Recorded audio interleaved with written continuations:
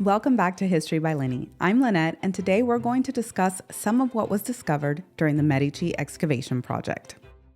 The Medici excavation project included the exploration of 49 of the Medici burial tombs inside the Basilica of San Lorenzo in Florence, which is where many of the Medici family members are buried. The Medici were one of the most powerful Florentine families of the Renaissance. There were two main branches of the Medici family throughout the years. The first, or senior branch, beginning with Cosmo the Elder, who was born in 1389. Cosmo established the family name thanks to his wealth as a banker and being involved in Florentine politics. Cosmo was the grandfather of Lorenzo the Magnificent, who was to be known as the de facto ruler of the Florentine Republic and was a powerful patron of the arts. The second, or junior branch, was that of the Grand Dukes of Tuscany, which ended with Gian Gastone in 1737. The team involved in the project included members from the University of Pisa, the University of Florence, and the superintendents of the Florentine museums. They were granted permission to examine the tombs of the 49 members in 2002 by the superintendents of the Florentine museums. Some of the tombs, however, had been opened around the time of the Second World War, but many were still intact and in fairly good condition, especially considering that in 1966 there was a disastrous flood in Florence. With these tombs being below ground level, it was almost surprising to see them in decent condition, not only because of the flood, but also the years of damp and humid conditions and with the presence of mold. The tombs were originally above ground, but sometime around 1857, some of the tombs were plundered. They were then placed underground for more protection. Some bodies were also examined in 1957, but the researchers left little to no records of what they found or how they were buried. Now, before we get into some of the major discoveries, the research program included paleopathology, funerary archaeology, anthropology, paleonutrition, parasitology, pathology, histology, histochemistry, immunohistochemistry, electron microscopy, identification of ancient pathogens, and molecular biology, which studies ancient DNA. All of this was going to help the team obtain as much information as possible about their health, lifestyle, environment, and even determine the cause of death, or at least rule out some possible causes that had been suspected. Let's begin with some of the burial clothing that was discovered upon opening the tombs. The first Medici findings were of Gian Gastone de' Medici, the seventh and last Medici Grand Duke. He was born on May 25th, 1671, and died on July 9th, 1737, at the age of 66. The lid of his wooden sarcophagus was damaged. However, the inner lead coffin, which was decorated with a large cross, was intact. Gian Gastone was discovered in a silk cape, the cape of the Grand Master of Knights of the Order of St. Stephen, and on his head he was wearing his funerary crown of gold-plated copper. The funerary crown is the crown that they would bury them in, instead of burying them in their grand ducal crowns, which were made of more luxurious materials. He also wore a silver crucifix on his chest, although it's believed he was not religious, and there was also a large tube which contained a document inside. At each side of his head, there were large gold medallions made by the royal engraver. Next, we have the clothing of Cosmo I, the first Grand Duke of Tuscany. He died in 1574 at the age of 55. His tomb was one of the ones that had previously been opened in 1857. The restoration of his clothing began in 1983 and lasted over a period of about 10 years, although some of the clothing could only be partially restored as it was not in the best condition. He was buried wearing a satin doublet, and he also wore a silk cape of the Order of St. Stephen. This was a military order he founded in 1561. There isn't much of the fabric left from the cape, but you can still see some of the details that were part of it, like the cross of the order and the collar in red satin that looks to match his doublet. Some tassels were also managed to be saved, and these would have been attached to the cape. There are also the remains of his hose and codpiece. And although there are pieces missing, here you can get an idea as to how the hose was constructed with the codpiece at the center. His clothing has now been laid out and put on display at the Costume Museum inside Pitti Palace in Florence. Eleonora of Toledo, the wife of Cosmo de' Medici, has her burial gown on display in Pitti Palace as well. I have a video on it where I go over the materials and the construction, as well as some interesting tidbits on how she wasn't exactly dressed properly by whoever it was that dressed her before the funeral. I will link that video down in the description box, so be sure to check it out after this one. Another one of the tombs to be examined was of one of Cosimo's children, 15-year-old Don Garcia. He was the seventh son of the Duke, and his mother was Eleonora of Toledo. He was born in 1547 and passed away on December 6, 1562, of malaria. His tomb was also one that had been opened in 1857, and just like his father's clothing, his was also restored. Don Garcia's clothing was in far better condition than that of Cosimo's. In fact, it was in such great condition that we're able to see it just as if he were wearing it. He was buried wearing a crimson satin doublet and breeches with embellishments in gold cord. The doublet had a fashionable tall collar and was slightly padded around the belly area. There was also a patch on the elbow of the sleeves showing that this was clothing that he had previously worn on a regular basis. He was also wearing velvet stockings and a cloak made with a beautiful patterned damask fabric. The cloak appears to be somewhat of a bluish purple color, and along the edges it's embellished with rows of velvet as well as on the sleeves.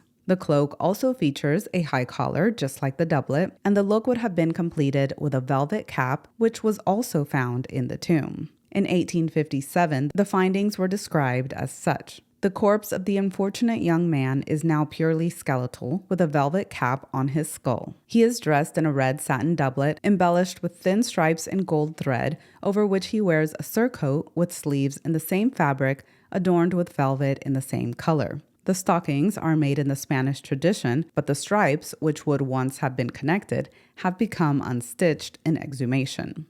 In another well-preserved zinc coffin, they found the remains of a 5-year-old child wearing elaborate clothing. He wore a red silk jacket with a thin collar and buttons adorned with silver. He also wore shoes and a silver crown, all of which were in excellent condition. The remains are believed to be that of Filippino, the youngest child of Medici Grand Duke Francesco I.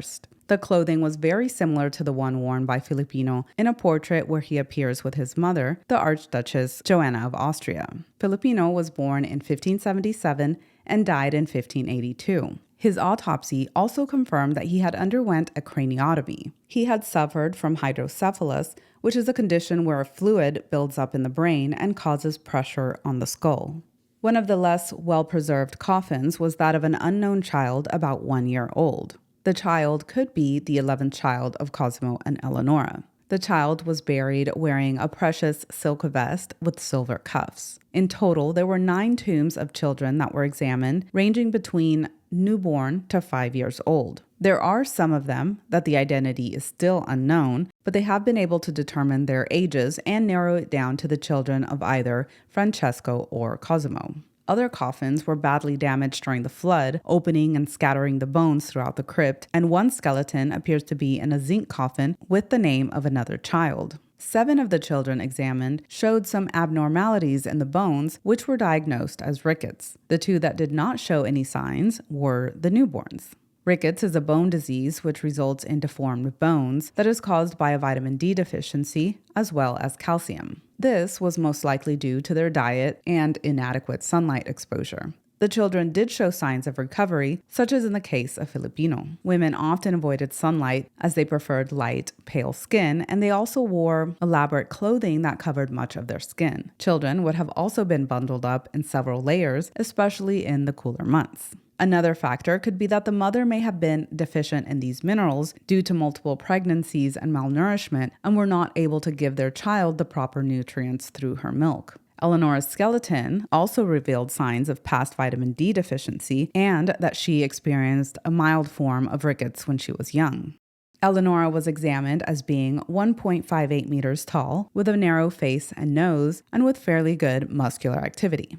Some of the other conditions found in the examination of Eleonora's skeleton were severe dental disease associated with loss of calcium from her many pregnancies, which were 11 in total, as well as arthritis in her lower spine, shoulders, elbows, hips, knees, and ankles. The findings of Eleonora's husband, Cosmo I, the first Grand Duke of Tuscany, showed different results than her as far as health issues are concerned. His height was 1.78 meters, he had a medium-sized skull, a narrow nose, and his muscle insertions were that of a very strong man. All the signs that he was a horseman were present, and there were also signs that showed that while he was a young boy, he must have carried heavy loads, much like the heavy armor knights wore during that time. The study of his skeleton also shows that he suffered from a diffused vertebrae and arthritis, which was possibly caused by intense physical activity. Documents by physicians recorded while he was alive show that he suffered from gout on his knee. The examination, however, showed that he was not affected by gout, but by a disease named diffuse idiopathic skeletal hypertosis, which is linked to diabetes and obesity. It was believed that the Medici family suffered from gout. Cosmo the Elder's son, Piero, was even known as Piero the Gouty, as he was so badly crippled. It turns out that what they suffered from was arthritis. Cosmo's son, Francesco, the second Duke of Tuscany, also appeared to be a very strong man and a horseman as well, contrary to what was believed. It was believed that he lived a more sedentary life, as he was very dedicated to his studies. It was rumored that Francesco had been poisoned by his brother, but they were able to confirm that his death was caused by malaria. Now, that's not to say that there wasn't toxic exposure found in his body, and this is due to the fact that he had an interest in alchemy and would constantly be exposed to different toxic substances. Francesco also suffered from arthritis in his vertebrae and showed a fracture of the coccyx. Now, this is something interesting that was done with the skulls of Cosmo and Eleonora. Using a technique of craniofacial superimposition, they were able to compare paintings of the couple with their skulls. This helped determine how accurate the portraits really were. In a portrait of Cosmo, it shows that the skull does not fit into the 4 points. Those 4 points being the outline, nasal bridge, the bony lateral wall of the orbit, and the outline of the zygomatic bone. As for Eleonora, there was a fit in several areas: the orbital size and shape, the nasal bridge, facial length and width, and the mandibular shape.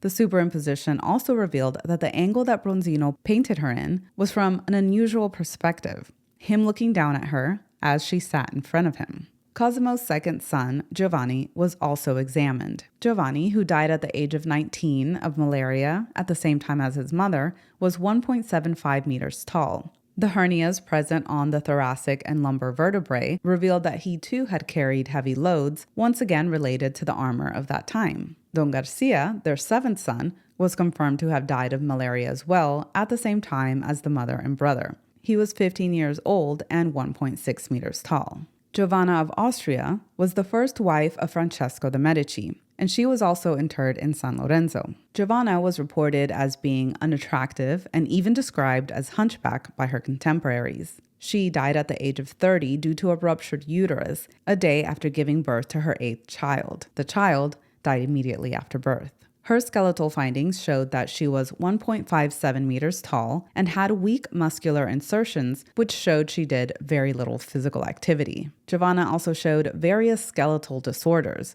including the famous Habsburg jaw. This is where we see an anterior projection of the mandible, common in many of the Habsburg family members due to inbreeding. Her teeth also showed a malformation. The claims that Giovanna was hunchbacked are backed in that there was evidence of severe scoliosis of her spine, a deformity of her pelvis, and a congenital dislocation of her left hip. This might also explain her difficult pregnancies and why her uterus ruptured. Giovanna was buried with a wooden rosary, as she was said to have been a very religious woman. Thank you so much for watching. If you enjoyed the video, please like it by giving it a thumbs up, and don't forget to subscribe for more videos on the Middle Ages and the Renaissance, and don't forget to check out my shorts videos for more.